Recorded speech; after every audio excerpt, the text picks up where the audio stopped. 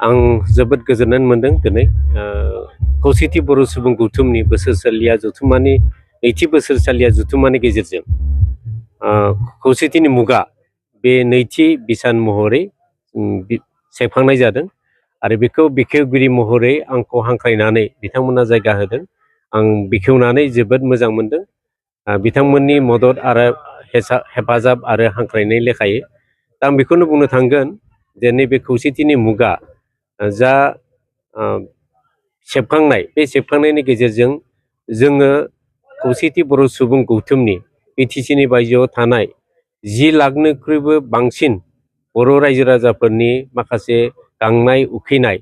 बेफोरनि जेंना जेथोखौ सुस्रांनायनि बेलायाव आरो खौसेथि बर' सुबुङा गौथुमा जोनोमनिफ्राय दिनैसिम मा मावदों बिथांमोननि बा आफादनि बे थांखि आरो नोजोर आरो मावलांनाय हाबाफारि बेखौ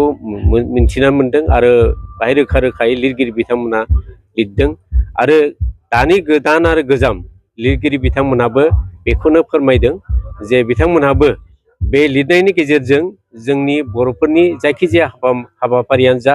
बा जोंनि जेंना जेथोआनो जा बर' माहारिनि जेंना जेथोखौ बेरखांहोनो आरो सुस्रांनो थाखाय बे लिरनायनि गेजेरजों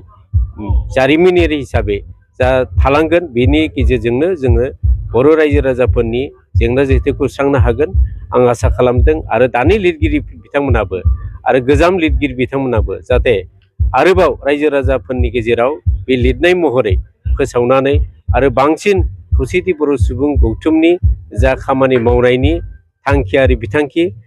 गुवार आरो गोथौयैनो फोसावगोन आरो रायजो राजाफोरनि गेजेराव बे गुवार लेभेलाव लांनानै रायजो राजानि सिगाङाव जोंनि जेंना जेंथाखौ फोसावनानै आरोबाव खौसेथि आरो